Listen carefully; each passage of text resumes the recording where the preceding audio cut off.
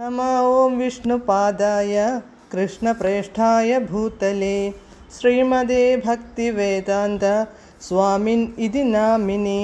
नमस्ते सारस्वते देवे गौरवाणी प्रचारिणे निर्विशेषशून्यवादी पाश्चात्यदेशतारिणे। जय श्रीकृष्ण चैतन्य प्रभु नित्यानन्द श्री अद्वैत गदाधर श्रीवासादि गौरभक्तवृन्द। हरे कृष्ण कृष्ण कृष्ण हरे हरे, हरे राम राम राम हरे हरे। हरे कृष्ण कृष्ण कृष्ण हरे हरे, हरे राम राम राम हरे हरे। हरे कृष्ण कृष्ण कृष्ण हरे हरे, हरे राम राम हरे हरे. പരമദിവ്യോത്തമ പുരുഷനായ ശ്രീകൃഷ്ണ ഭഗവാന്റെ കഥകളാണ് ശ്രീകൃഷ്ണ എന്ന പുസ്തകത്തിലൂടെ പറയുന്നത്. ഓം നമോ ഭഗവതേ വാസുദേവായ, ഓം നമോ ഭഗവതേ വാസുദേവായ, ഓം നമോ ഭഗവതേ വാസുദേവായ. നാരായണം നമസ്കൃത്യ നരം ചൈവ നരോത്തമം ദേവീം സരസ്വതീം വ്യാസം തതോ ജയമുദീരയേത്. നഷ്ടപ്രായേഷു ഭദ്രേഷു നിത്യം ഭാഗവത സേവയാ ഭഗവത്യുത്തമശ്ലോകേ ഭക്തിർഭവതി നഷ്ടികീ. അധ്യായം 74. ദുര്യോധനൻ അപമാനിതനായതെങ്ങനെ? Page number 731. രാജസൂയ യാഗത്തെ തുടർന്നുള്ള മറ്റൊരു വൈദികമായ അനുഷ്ഠാനമാണ് പത്നി സംയാജം. പത്നിയോടൊപ്പം നടത്തുന്ന യാഗമാണിത്. ഇതും രാജാ യുധിഷ്ഠിരൻ്റെ പുരോഹിതന്മാർ നടത്തിക്കൊടുത്തു. റാണി ദ്രൗപദിയും രാജാ യുധിഷ്ഠിരനും അവഭൃത സ്നാനം നടത്തിയപ്പോൾ ഹസ്തിനാപുരത്തിലെ പൗരന്മാർ സന്തോഷാധിക്യത്താൽ ചെണ്ടകൊട്ടിയും കുഴലൂതിയും ആഘോഷത്തിൽ പങ്കുചേർന്നു. അപ്പോൾ ആകാശത്തിൽ നിന്നും പുഷ്പവൃഷ്ടിയുണ്ടായി.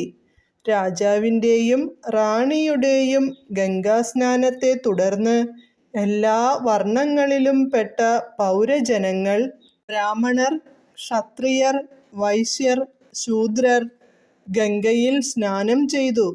വേദങ്ങളിൽ നിർദ്ദേശിച്ചിട്ടുള്ളതാണു ഗംഗാസ്നാനം. കാരണം ഗംഗാസ്നാനം ഒരുവനെ പാപവിമുക്തനാക്കുന്നു. ഇന്നും ഇന്ത്യയിൽ ഇതു നിലവിലുണ്ട്. വിശേഷിച്ച് മംഗളാവസരങ്ങളിൽ ആ സമയത്തു ലക്ഷക്കണക്കിനാളുകൾ ഗംഗാസ്നാനം നടത്തുന്നു.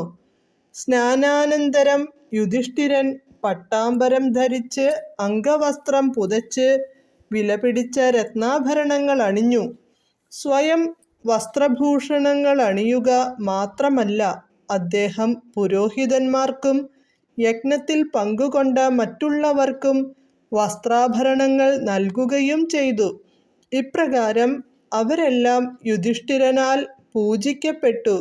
സുഹൃത്തുക്കൾ, കുടുംബാംഗങ്ങൾ, ബന്ധുക്കൾ, അഭ്യുദയകാംക്ഷികൾ എന്നിവർക്കും പുറമെ അവിടെ സന്നിഹിതരായവരെയൊക്കെയും അദ്ദേഹം പൂജിച്ചാരാധിച്ചിരുന്നു. ഭഗവാൻ നാരായണന്റെ ഭക്തനായിരുന്നതിനാൽ അഥവാ വൈഷ്ണവനായിരുന്നതിനാൽ എല്ലാവരോടും നന്നായി പെരുമാറാൻ അദ്ദേഹത്തിനറിയാമായിരുന്നു. എല്ലാവരെയും ദൈവമായി കാണാനുള്ള മായാവാദി ദാർശനികരുടെ ശ്രമം ഐക്യത്തിലേക്കുള്ള ഒരു കൃത്രിമ മാർഗമാണ്.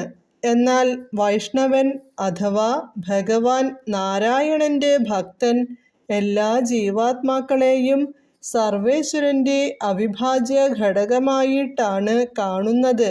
അതിനാൽ മറ്റു ജീവാത്മാക്കളോടുള്ള വൈഷ്ണവന്റെ പെരുമാറ്റം നിരപേക്ഷ വിധാനത്തിലാണ്.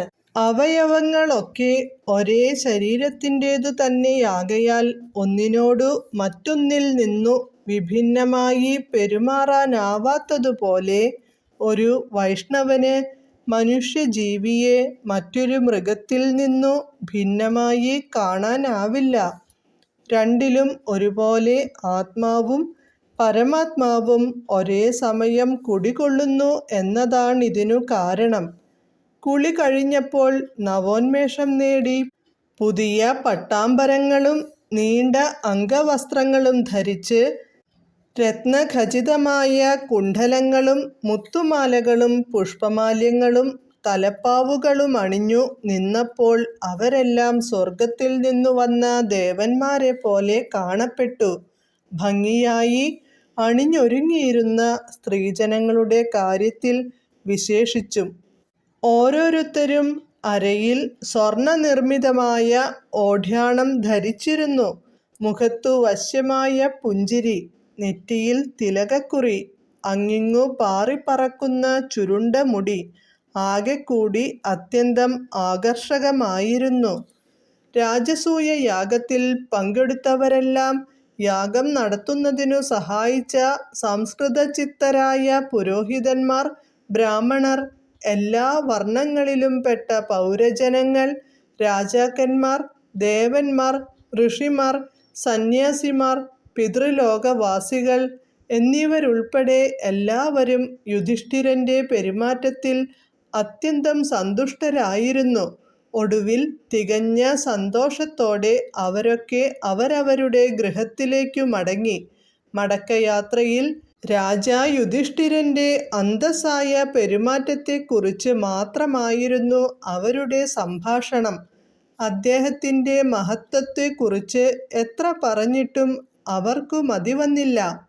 എത്ര മധു കുടിച്ചിട്ടും മതിവരാത്തവനെ പോലെ മറ്റുള്ളവരൊക്കെ പിരിഞ്ഞപ്പോൾ ഭഗവാൻ കൃഷ്ണൻ ഉൾപ്പെടെയുള്ള തൻ്റെ ഏറ്റവും അടുത്ത സുഹൃത്തുക്കളെ യുധിഷ്ഠിരൻ പോകാൻ അനുവദിച്ചില്ല.